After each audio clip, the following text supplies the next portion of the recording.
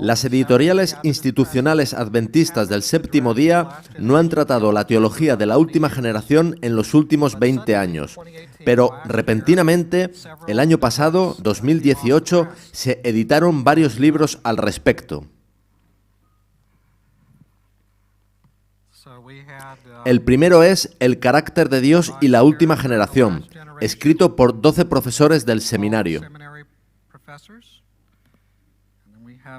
También de George Knight, Eventos de los tiempos finales y la última generación, los explosivos años 50.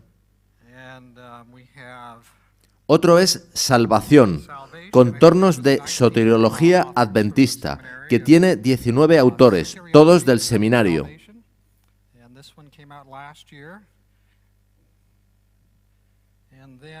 El último es Con toda humildad, diciendo no a la teología de la última generación.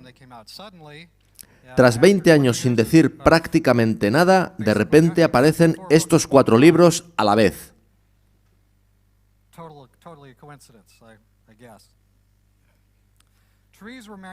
El tiempo solo nos va a permitir enfocarnos en uno de los 4, de modo que emplearemos la mayoría de nuestro tiempo en El carácter de Dios y la última generación, que es además el título de esta serie de conferencias.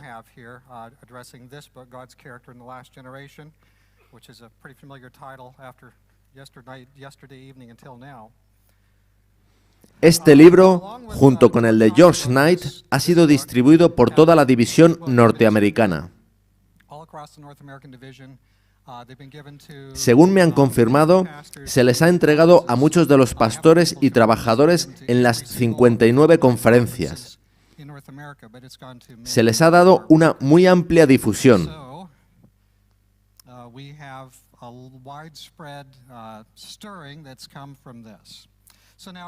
Podríamos clasificar los asuntos planteados en El carácter de Dios y la última generación en 2 categorías: discrepancias y tergiversaciones.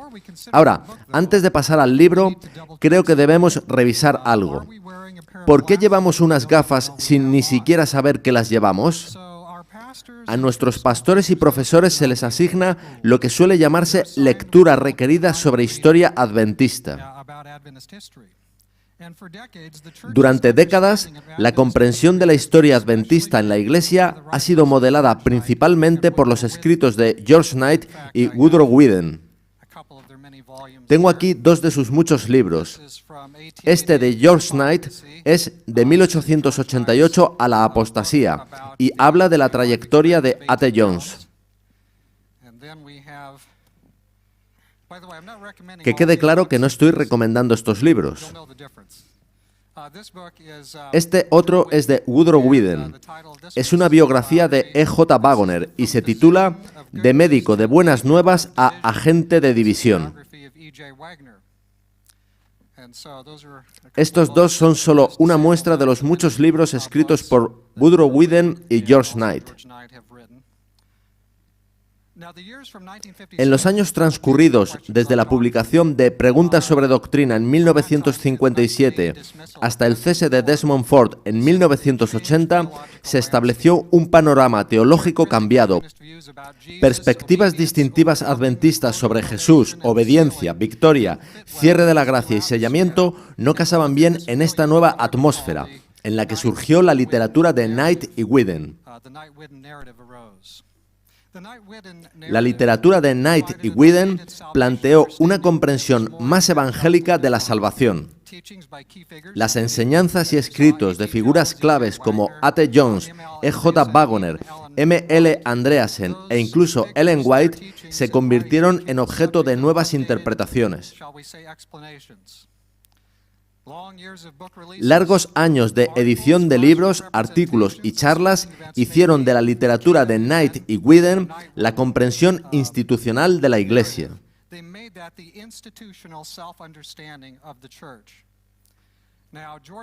Ahora, el libro Eventos de los tiempos finales y la última generación, de George Knight, presenta 2 listas de personajes.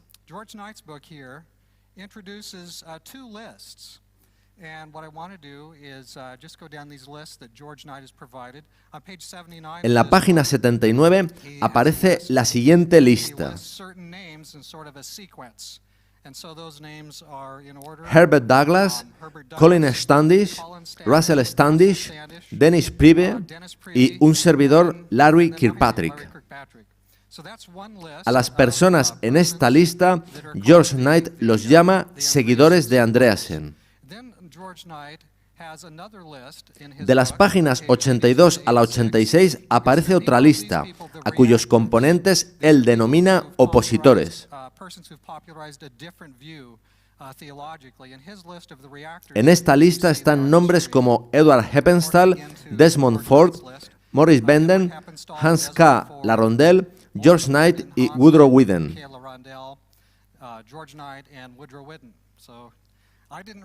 No soy yo quien da esos nombres, sino George Knight. Y, por cierto, incluye a Desmond Ford de un modo muy positivo. Sobre él dice lo siguiente en la página 84.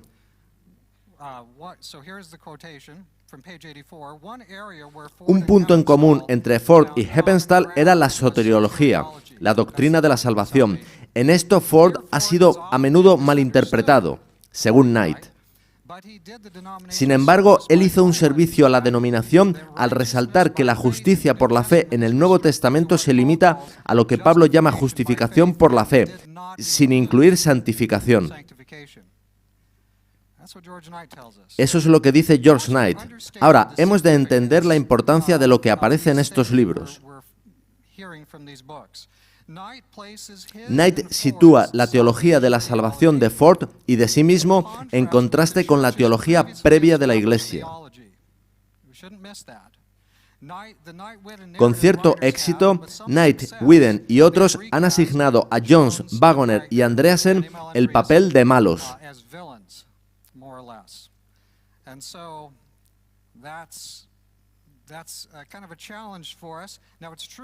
Es cierto que, de alguna manera, Jones y Wagoner se desviaron después de lo mal que fueron tratados, y sobre ello tendrán su responsabilidad.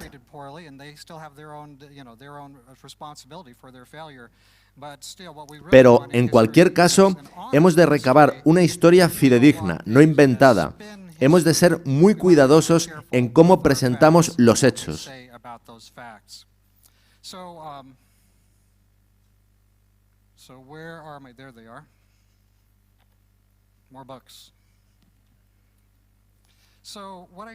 Hice un pequeño documento que podéis bajaros de la red. No es el impreso que os he repartido y que veremos en breve.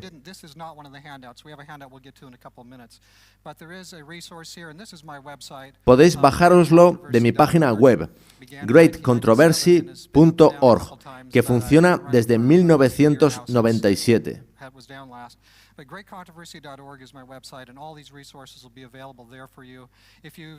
En la página de inicio, en la columna de la izquierda, veréis un apartado llamado Resources.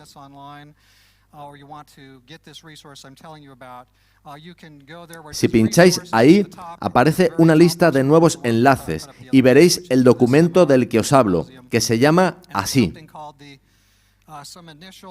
Some Initial Resources Toward Correcting the Knight-Whedon Narrative. Son 4 páginas con notas a pie de página incluidas en El retorno de la lluvia tardía, volumen 1, y Herido en casa de sus amigos, ambos de Ron Duffield.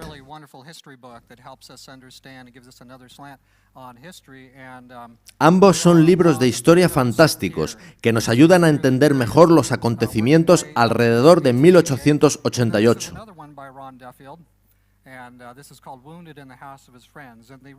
El documento que os mencionaba lista notas a pie de página de estos 2 libros donde se documentan tergiversaciones hechas por Knight, Whedon y otros. Tergiversaciones que son problemáticas y, a veces, más que problemáticas. Recomiendo estos 2 libros a quien quiera comprobar estas cosas por sí mismo.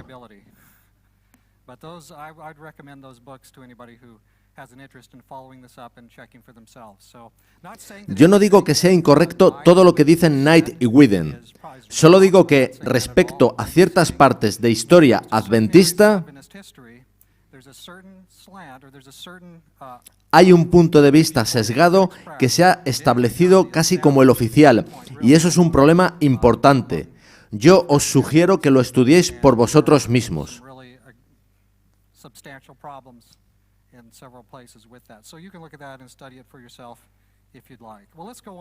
Pasemos entonces a ver este libro, El carácter de Dios y la última generación. Yo conozco a muchos de sus autores. No tengo nada contra ellos. Son buena gente. No quisiera que nada de lo que voy a decir sobre el libro se viese como acritud hacia los autores. Son mis hermanos y espero que lo sigan siendo en la Tierra Nueva. Pero hay veces en que podemos no estar de acuerdo. Estos son asuntos muy importantes, tanto que determinan cuál es nuestra identidad como pueblo. Así que hablemos un poco sobre el libro.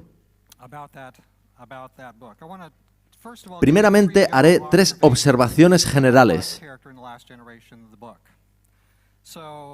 La primera es que se trata de un libro de opiniones. En las diapositivas podéis ver algunos ejemplos.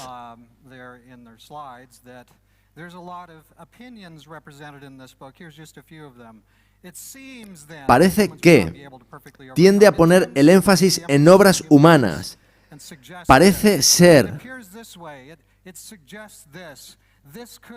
Podría ser que. Hace parecer que. Tienden a insinuar que. Tal argumento insinúa que.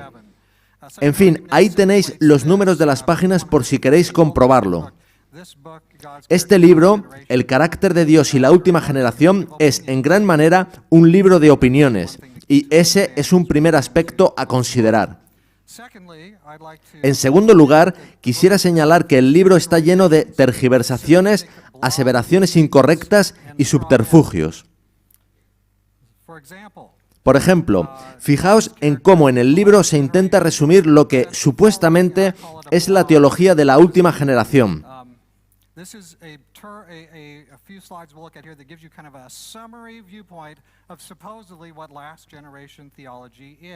Esto es lo que dice el libro.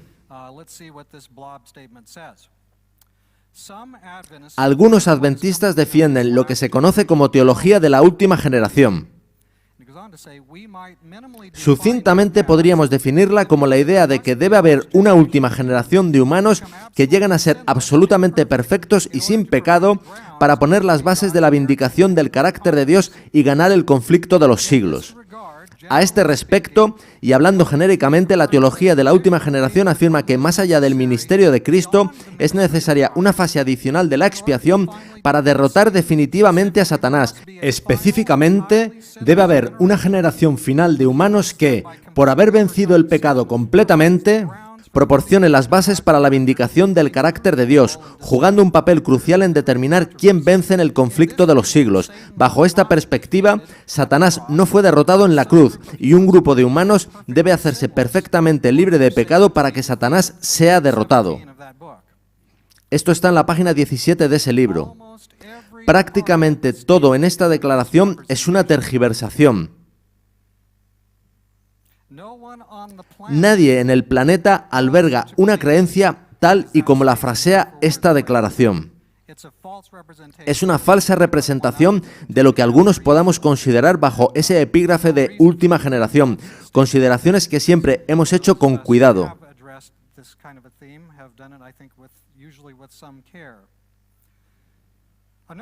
Otro ejemplo de falsa representación en este libro, El carácter de Dios y la última generación, está en las páginas 104 y 105.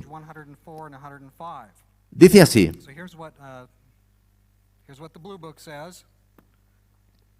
la teología de la última generación dice que el sacrificio de Cristo es de suficiente valor para salvarme, pero no dice que sea completamente suficiente y meritorio. de manera sutil afirma la insuficiencia del sacrificio de Cristo y el valor añadido por la obediencia personal a la experiencia de la salvación. Una obediencia tal es inequívocamente meritoria.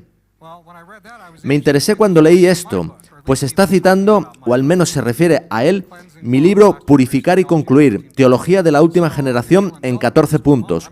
De modo que, si me permitís, voy a leer lo que realmente escribí en mi libro en las páginas 65 y 66. No hay posibilidad de que podamos guardar los mandamientos sin la gracia regeneradora de Cristo. ¿Somos conscientes de lo dispuesto que está Él a darnos poder, a crearnos de nuevo? Él está buscándonos, deseando hacernos conductos de fe. Él no nos salva por la ley, ni nos salvará en desobediencia a la ley. Ni la fe ni la obediencia salvan, pero tampoco viene la salvación sin la fe que obedece. Sin esa fe que obedece, es imposible el auténtico cristianismo. Todo el mérito de mi salvación está en Jesús. Su mérito es de suficiente valor para salvar, pero esa es solo la parte objetiva de un plan de dos fases. Mi obediencia también es necesaria. Escuchad ahora. En sí misma es insuficiente para salvarme. Es una condición no meritoria, una condición necesaria pero insuficiente. De modo que no somos salvos por nuestra obediencia, ni es meritoria. Y en mi libro afirmo que no es meritoria, pero el otro libro dice que yo digo que es meritoria.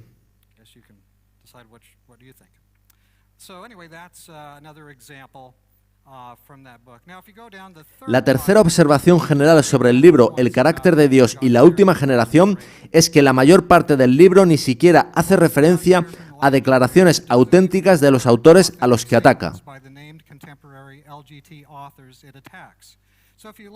El libro contiene 936 notas a pie de página. Yo miré en ellas.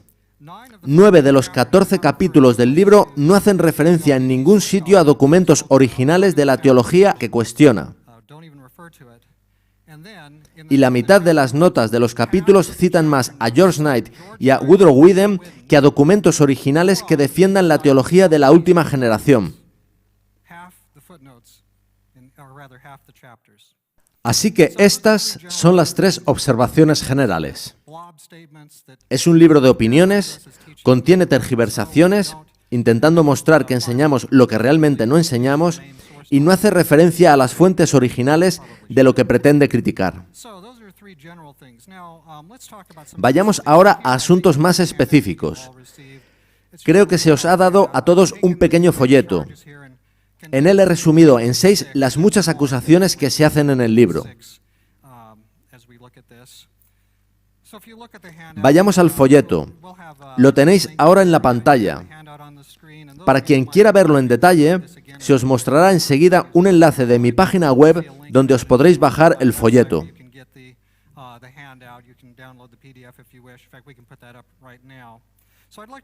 En el folleto podéis ver 4 columnas. La primera corresponde a la acusación. La segunda, en negrita, muestra la denuncia que hace el libro sobre cuál es nuestra teología. La tercera columna presenta citas cortas y referencias del libro, y también afirmaciones similares en libros de George Knight.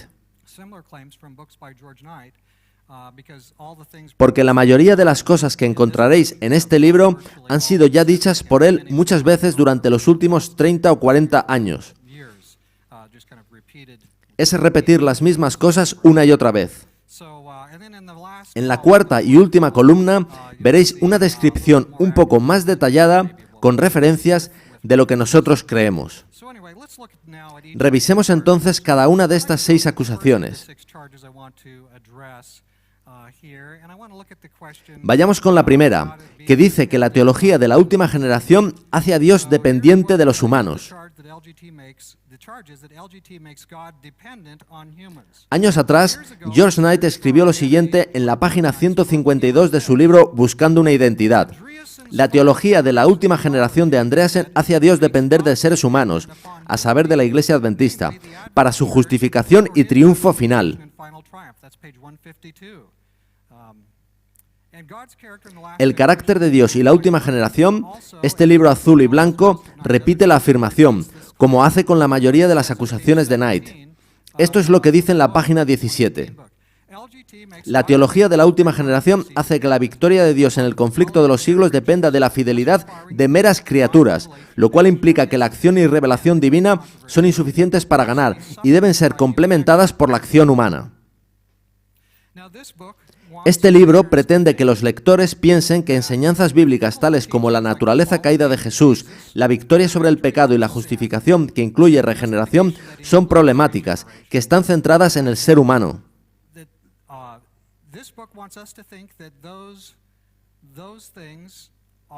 En última instancia, el libro El carácter de Dios y la última generación reutiliza la discrepancia de Knight. Ahí podéis encontrarla una vez más. Entonces, ¿puede un ser infinito depender de humanos? Creo que es una buena pregunta. La realidad es que Dios es fiel a los humanos debido a la obligación que se dio a sí mismo.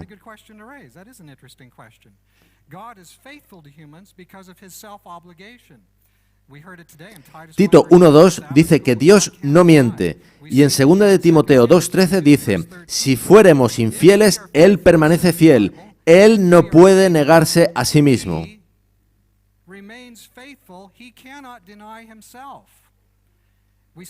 Santiago 1:17 dice que Él es el Padre de las luces, en el cual no hay mudanza ni sombra de variación.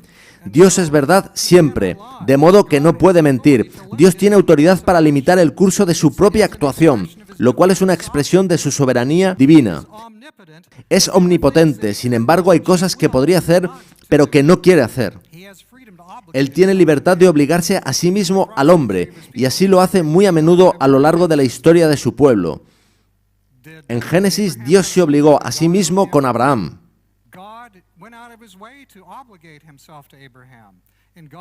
A lo largo de toda la Biblia, Dios se obliga a sí mismo. Lo hace con su pacto, lo hace con el Evangelio. Jesús murió en la cruz por nosotros, no al revés.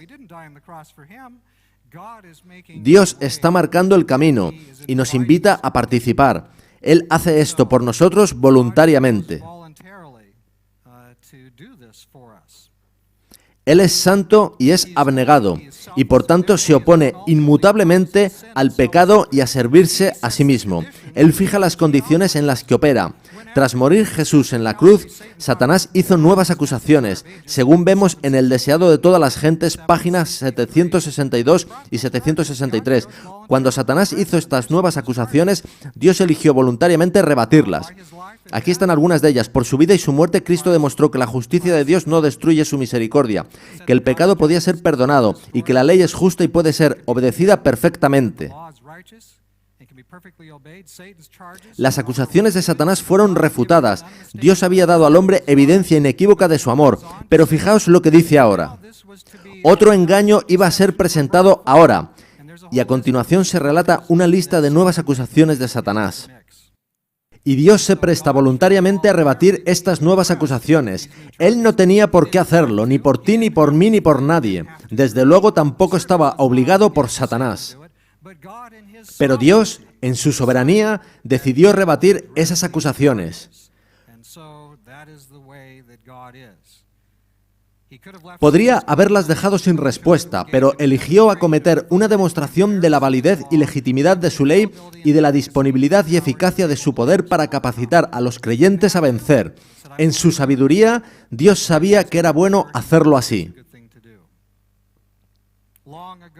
Mucho tiempo atrás, Dios ejerció su divina soberanía cuando le preguntó a Satanás, ¿no has considerado a mi siervo Job, que no hay otro como él en la tierra, varón perfecto y recto, temeroso de Dios y apartado del mal?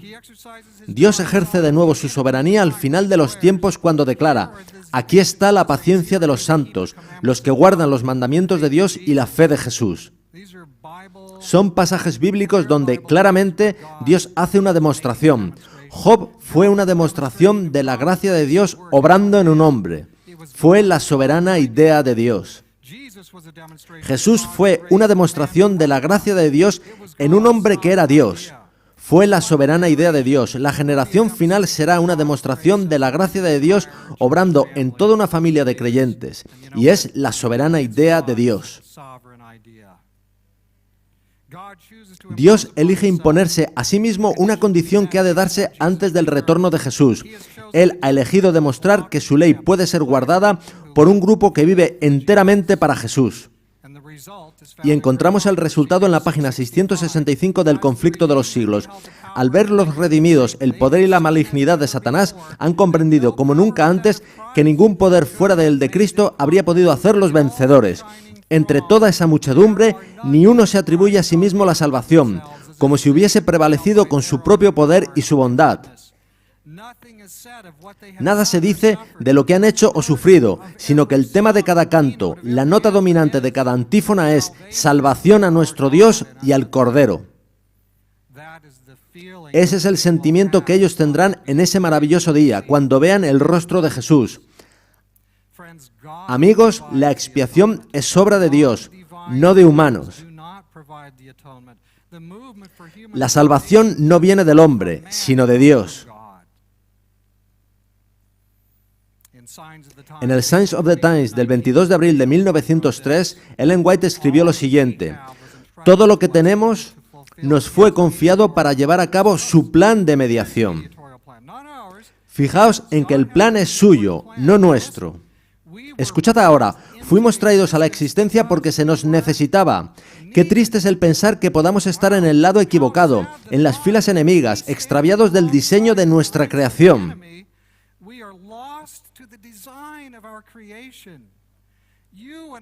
De acuerdo con el texto inspirado, vosotros y yo fuimos traídos a la existencia porque se nos necesitaba.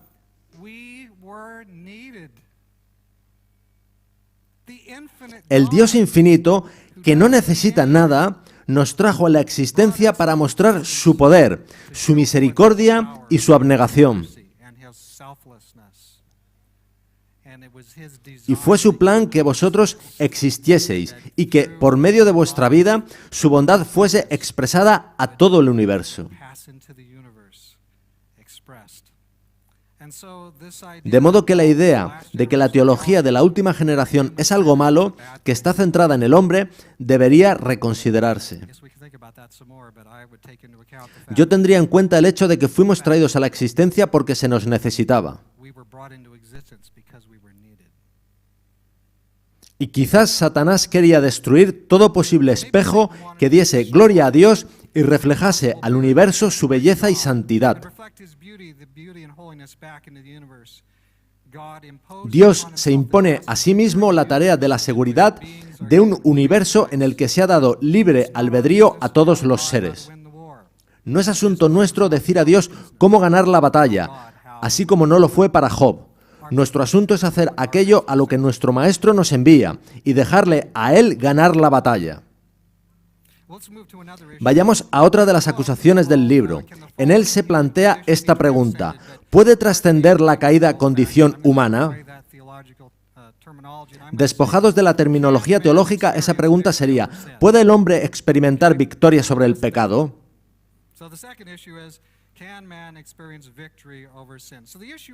Así que el asunto aquí es muy sencillo. Independientemente de cómo se lo describa, lo que aquí se plantea es el asunto del pecado original. En la Iglesia han aparecido muchas etiquetas para describirlo, pero a fin de cuentas es de pecado original de lo que se está hablando.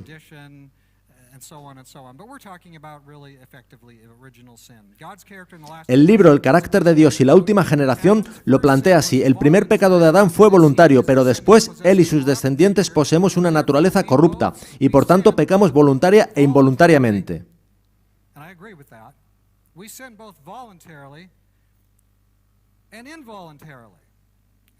El pecado es una falta de conformidad a la voluntad de Dios en la que nacemos, sea en acción o en estado, corrupción original. Ahora, la Biblia es clara. Nosotros, humanos caídos, en el poder de Jesús, somos llamados a trascender nuestra situación en esta edad presente. El asunto del pecado es central. Mateo 1:21 dice que Jesús vino a salvar a su pueblo de sus pecados. Y sin embargo, las páginas finales del libro El carácter de Dios y la última generación dicen lo siguiente: como se ha visto en los capítulos anteriores de este libro, si el pecado es más que acciones, incluyendo la infección del carácter de nuestro propio ser, la libre voluntad de los humanos está severamente limitada por esta esclavizante fuerza extraña del pecado. Estos son distintos modos de decir: no puedes vencer, estás maniatado. El autor de este capítulo de El carácter de Dios y la última generación opta por no mencionar textos bíblicos que contradicen su idea. Por ejemplo, Romanos 6:15. ¿Qué pues? ¿Pecaremos porque no estamos bajo la ley, sino bajo la gracia? Y Pablo responde: en ninguna manera. En el capítulo que trata sobre qué es pecado, se presentan los versículos 16, 18 y 19 de Romanos 5. Ahí Pablo enlaza nuestro pecar al pecado de Adán. Es cierto. Pero en ningún caso dice que la culpa sea involuntariamente transmitida. Hay una conexión entre el pecado de Adán y el nuestro. Pablo nos dice que el pecado de Adán introdujo debilidad, Romanos 5:6 y 8:3. Pero también que la victoria de Cristo pone a nuestra disposición fortaleza divina, de modo que el cristiano no está atado a seguir hábitos previos de pecado. Lo leemos en Romanos 8, 12 y 13, que dice así: así que, hermanos, deudores somos, no a la carne, para que vivamos conforme a la carne. Porque si vivís conforme a la carne, moriréis. Mas si por el Espíritu hacéis morir las obras de la carne, viviréis. Ahora, en algún sentido, el pecado de Adán sí que inicia una serie de reacciones en cadena, pero los pecados que siguen al de Adán, igual que el de este, son de responsabilidad individual.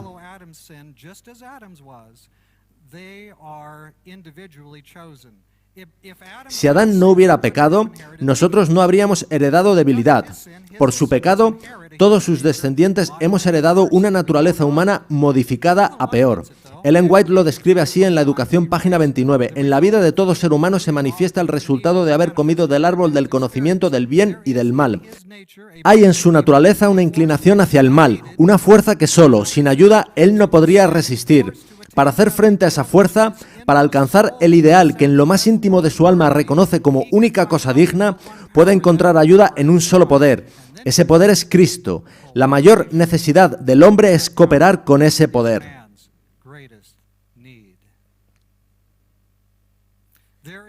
En cada uno de nosotros hay una inclinación al mal, el cual no podemos resistir sin la ayuda de Dios. Toda experiencia humana es una egocéntrica inclinación autodestructiva. Inevitablemente, a menos que cooperemos con Dios, sucumbimos a esta fuerza por medio de nuestras propias elecciones premeditadas y voluntarias. Sin la intervención divina, nos destruiríamos a nosotros mismos. No dejéis a humanos cerca de armas nucleares, ni cerca de galletas no vigiladas. Eso no es bueno. De modo que toda persona nace con debilidad y tendencias al mal. Toda persona se convierte en moralmente responsable. Por decisión voluntaria, todos hemos tomado la senda de la rebelión. Pero se nos ha dotado del más divino atributo, el libre albedrío. El Espíritu Santo está listo para dar poder a todo creyente y hacer que la victoria de Cristo sea efectiva en nuestra vida. La victoria de Jesús sobre el pecado está disponible para ti por medio del Espíritu Santo. Y así Ellen White puede escribir lo siguiente en La maravillosa gracia de Dios, página 193. El Espíritu es el que hace eficaz lo que ha sido realizado por el Redentor del mundo. Por el Espíritu es purificado el corazón. Por el Espíritu llega a ser el creyente partícipe de la naturaleza divina. Cristo ha dado su Espíritu como poder divino para vencer todas las tendencias hacia el mal, hereditarias y cultivadas, y para grabar su propio carácter en su iglesia. ¿Cómo hace Dios justos a los que están en Él? Jesús vivió victoriosamente en una humanidad como la nuestra, pero eso no nos salva automáticamente. Nosotros hemos aún de determinar si damos nuestra lealtad al yo o a Dios. El camino a Cristo dice esto en la página 58. Si somos de Cristo, nuestros pensamientos están con Él y le dedicamos nuestras más gratas reflexiones. Le hemos consagrado todo lo que tenemos y somos. Anhelamos ser semejantes a Él, tener su espíritu y hacer su voluntad. Los humanos no podemos ser obligados a pecar. Hemos de consentirlo. Cuando Cristo mora en nosotros, su justicia se convierte en nuestra. Cuando elegimos el yo, elegimos reproducir en nosotros el mismo tipo de pecado del primer Adán. Tal pecado es real. Cuando elegimos a Cristo estamos sin poder para hacer el bien, pero le invitamos a nuestro corazón. Su presencia nos trae verdadera justicia. No podemos resistir sin su justicia. Tal justicia es verdadera. No tenemos ninguna justicia que podamos considerar propia. Siempre necesitamos a Jesús. Nunca llegaremos a un tiempo en que no lo necesitemos. El libro El carácter de Dios y la última generación menciona una cita de Ellen White de Conducción del Niño, página 475, que dice así: debido a su relación con el primer Adán, los hombres solo reciben culpabilidad y sentencia de muerte. Pero quien se tome el tiempo de leer el pasaje completo, verá que ella está hablando de los desafíos de los padres, y ella asegura que, con una sabia y cristiana paternidad, se quebranta el poder de Satanás, y el niño puede participar de la naturaleza divina. Leedlo por vosotros mismos en Manuscript Releases, volumen 9, página 236. Amigos, la Biblia promete al creyente victoria sobre el pecado. En la teología de la última generación, la victoria sobre el pecado es posible. En el Evangelio revisado no lo es. He ahí una línea divisoria. La siguiente acusación es sobre la justificación. El libro El carácter de Dios y la última generación afirma que la justificación es solamente legal. La perspectiva del libro en este sentido no es diferente al luteranismo modificado que siguió a la muerte de Lutero.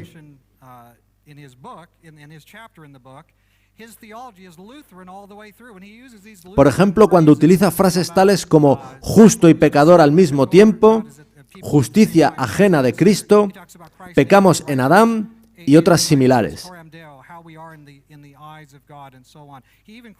El libro dice incluso que la idea de que en la justificación Dios obra en el corazón del creyente es católico romana.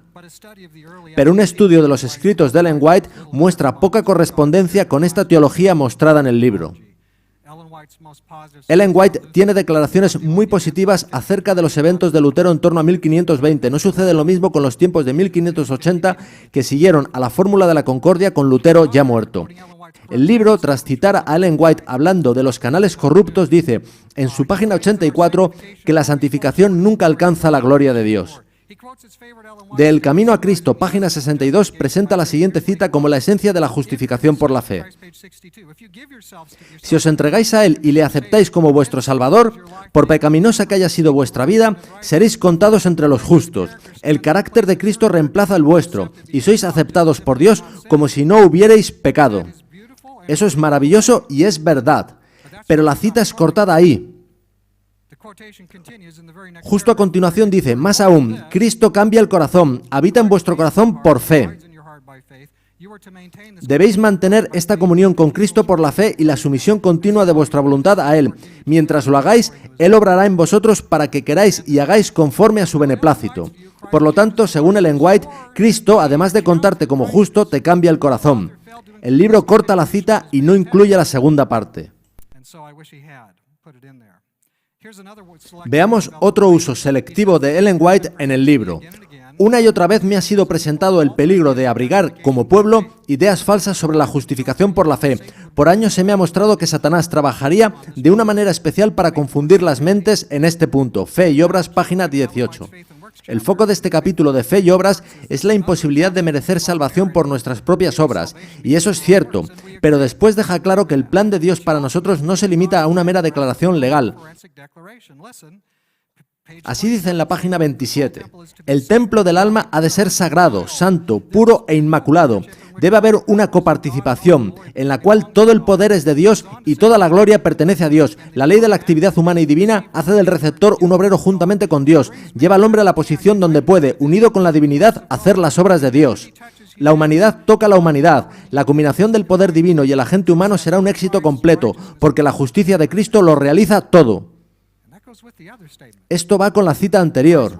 La justicia de Cristo lo realiza todo. Cooperar con Dios no significa que nuestras obras sean meritorias, pero Ellen White dice, para que haya sobreabundancia tiene que haber una recepción de divinidad en la humanidad. Fe y Obras, página 26. Aquí se habla de transformación y estoy agradecido por ello. Por eso soy cristiano, yo quiero que Dios me cambie.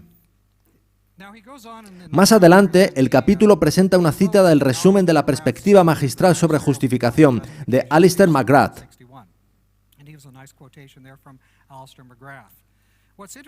Lo que es interesante es que se cita a Alister McGrath como a una autoridad, y es una autoridad en justificación, pero no se citan cosas de otros libros del mismo autor. En su libro Justitia Dei, Alister McGrath dice esto en la página 209. La descripción más precisa de las doctrinas de justificación asociadas con las iglesias reformada y luterana posteriores a 1530 es que representan una interpretación radicalmente nueva al concepto paulino de justicia imputada, puesta dentro de un marco soteriológico agustiniano. En otras palabras, McGrath dice que hay que diferenciar entre los años de Lutero y Melanchthon y los posteriores, pues las doctrinas se desviaron.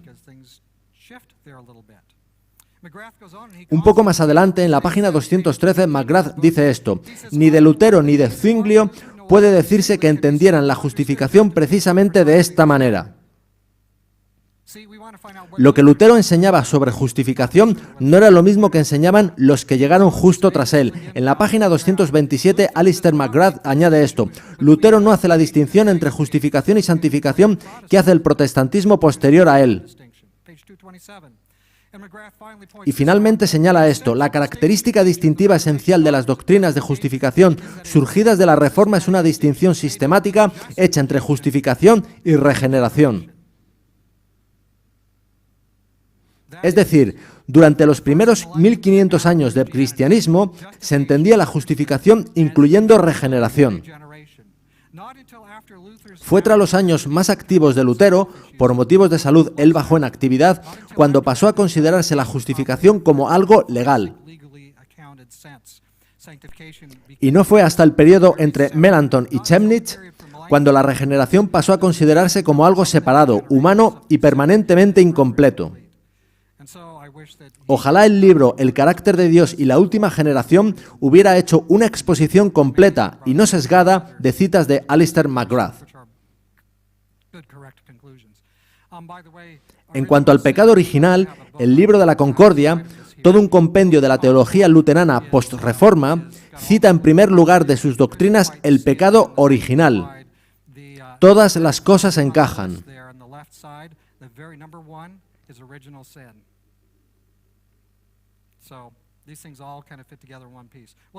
La siguiente acusación del libro El carácter de Dios y la última generación es que nosotros enseñamos que los humanos hemos de alcanzar la perfección absoluta para ser salvos.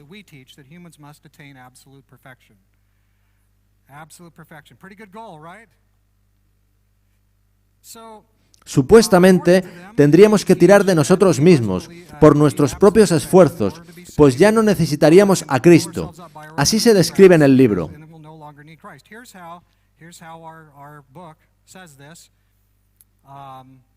La teología de la última generación defiende el perfeccionismo, el cual sostiene que los humanos pueden convertirse absolutamente en libres de pecado. Esto pone el énfasis en las obras humanas y sugiere que uno podría alcanzar un punto en que se está perfectamente santificado antes de la glorificación, dejando así de necesitar la justicia imputada de Cristo. Si deben vivir a la vista de un Dios santo sin intercesor, ¿significa eso que deben haber vencido el pecado completamente antes de la glorificación y de algún modo que ya no necesitan la obra de Cristo en su nombre? Esta me parece la declaración más ofensiva de todo el libro, sugerir que enseñamos que se llega a un momento en que no necesitamos a Jesús. George Knight alegó lo mismo hace años. Esto es lo que escribió en la página 151 de En busca de la identidad. En realidad, de acuerdo con su teología, se refiere a la de Andreasen, los humanos deben llegar a un punto en que no necesitan a Cristo, pudiendo estar en pie sin un mediador sobre la base de sus propios logros. Nosotros no enseñamos eso, ni lo hemos enseñado. Knight repite textualmente la acusación en su último libro, y los otros libros hacen eco de ella, pero nosotros no hemos enseñado jamás que debamos alcanzar absoluta perfección. Sin Cristo no hay esperanza para nosotros, no hay justicia en nosotros. Nunca en la eternidad llegaremos a un punto en que ya no necesitemos a Cristo, lo necesitamos más que el aire que respiramos. Entonces, ¿por qué en estos libros se ponen en nuestras bocas expresiones como perfección absoluta, perfección libre de pecado o absolutamente libres de pecado?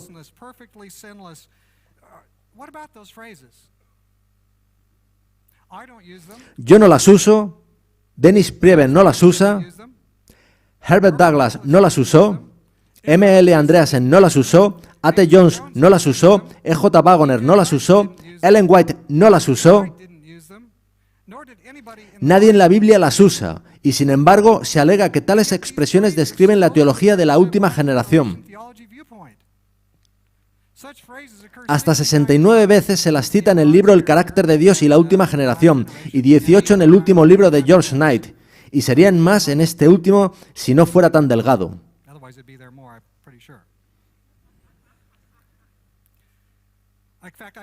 Solo puedo pensar en un individuo que usa ese tipo de terminología poco afortunada. ¿Es justo tildar a todo un grupo basándose en un solo individuo? Avancemos a la siguiente acusación. ¿Es Jesús simplemente como nosotros?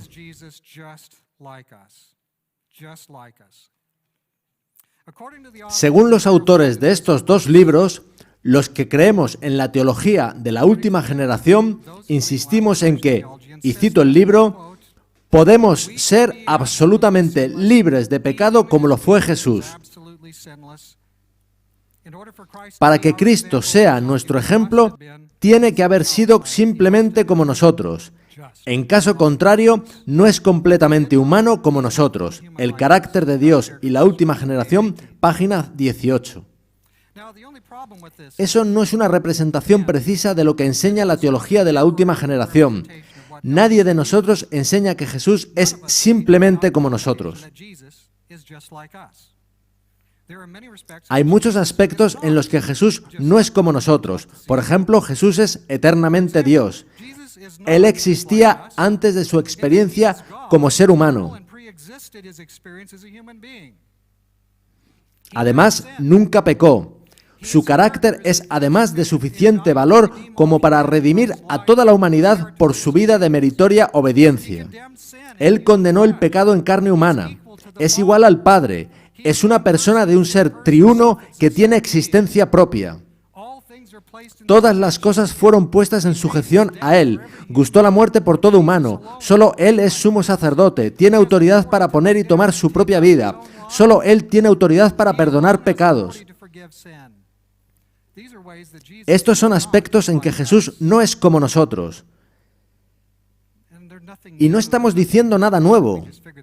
Sin embargo, Jesús sí es como nosotros en aspectos tales como los siguientes. Él tomó nuestras debilidades, llevó nuestras enfermedades, tomó sobre sí forma de siervo, fue hecho a semejanza de los hombres, fue tentado en todo como nosotros. Podía morir, tomó sobre sí a la descendencia de Abraham, una naturaleza que es inferior a la de los ángeles. Su experiencia en nuestra humanidad nos da un ejemplo de victoria. Su mente, pensamientos y actitudes pueden ser replicados en nuestra humanidad, tal como dice Filipenses 2:5. En Mensajes Selectos 1, página 247, Ellen White escribe lo siguiente: Cristo no tomó la naturaleza humana en forma aparente, la tomó de verdad. En realidad poseyó la naturaleza humana. Por cuanto los hijos participaron de carne y sangre, Él también participó de lo mismo. En Cristo Triunfante, página 208, dice lo siguiente: La perfecta humanidad de Cristo es la misma que podemos tener por medio de nuestra relación con Cristo. Cristo tomó nuestra naturaleza, caída pero no corrupta, y no habría de corromperse a menos que aceptara las palabras de Satanás en lugar de las palabras de Dios. Creo que son citas esclarecedoras. Sí, los que creemos en el adventismo, o lo que es lo mismo en la teología de la última generación, pensamos que, de acuerdo con la Biblia y con los escritos de Ellen White, la naturaleza humana de Jesús es como la nuestra. Jesús fue encarnado como sus hermanos. Hay muchas citas de Ellen White que lo corroboran. Veamos otra en La Temperancia, página 107. El Salvador llevó sobre sí los achaques de la humanidad y vivió una vida sin pecado, para que los hombres no teman que la flaqueza de la naturaleza humana les impida vencer. Cristo vino para hacernos participantes de la naturaleza divina, y su vida es una afirmación de que la humanidad, en combinación con la divinidad, no peca. Otra cita del Signs of the Times del 14 de octubre de 1897. Nuestra eterna felicidad futura depende de que sometamos nuestra humanidad, con todas sus capacidades y facultades, a la obediencia de Dios y la coloquemos bajo la dirección de la divinidad. Muchas personas no tienen fe en Cristo. Dicen, para Cristo fue fácil obedecer la voluntad de su Padre, porque era divino, pero su palabra declara, fue tentado en todo según nuestra semejanza. La última acusación gira en torno a si hemos demorado la segunda venida, y es la más débil de todas las del libro. No se menciona ni una de las citas claves de Ellen White al respecto.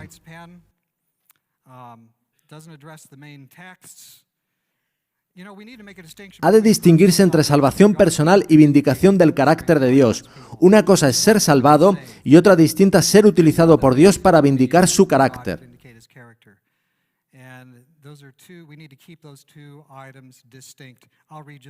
Leeré una cita del Deseado de todas las gentes, página 633. Mediante la proclamación del Evangelio al mundo, está a nuestro alcance apresurar la venida de nuestro Señor. No solo hemos de esperar la venida del día de Dios, sino apresurarla.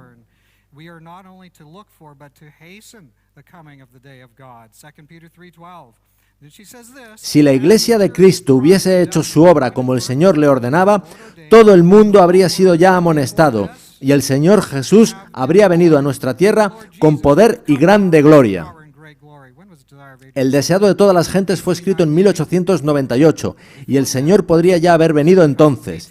Ninguna de estas citas se mencionan en el libro El carácter de Dios y la última generación.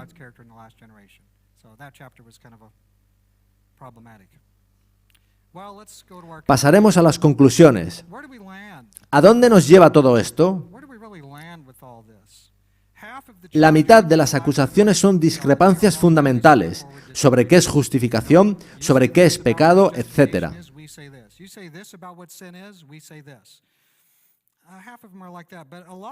Pero las otras 3 de las 6 en que yo las he resumido son subterfugios, y esto es verdaderamente problemático.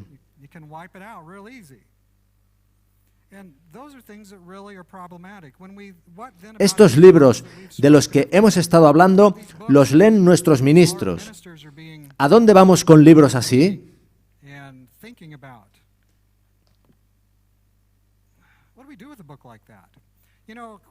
Hace unos años estuve aquí hablando de preguntas sobre doctrina, libro que encierra grandes problemas. Sin embargo, tiene algunas cosas salvables. Preguntas sobre doctrina tiene algún material bueno sobre historia, y el capítulo sobre el Arcángel Miguel es muy bueno.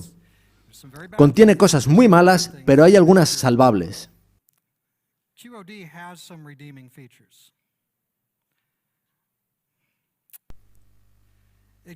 Los libros de los que hemos hablado hoy no aportan nada en los puntos en los que tenemos discrepancias directas, debido a fundamentarse en tergiversaciones.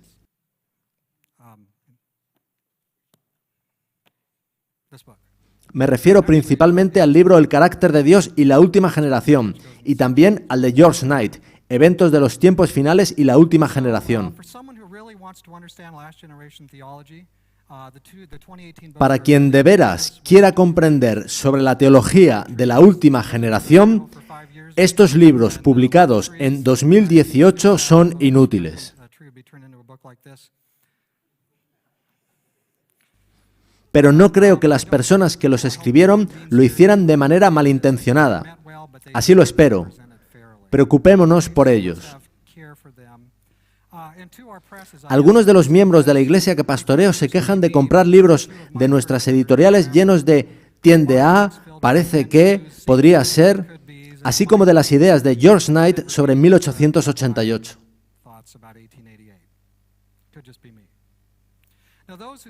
Para los que queráis realmente entender la teología de la última generación, comenzad por adentraros en la Biblia. Leed la Biblia. Leed a Ellen White.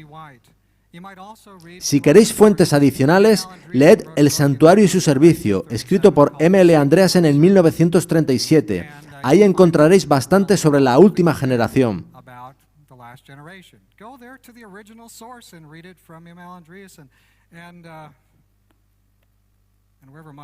Si queréis, podéis leer también mi libro Purificar y Concluir. Quizás os sea de utilidad. No sé si me queda algún ejemplar. Creo que Dennis Priebe tiene algunos.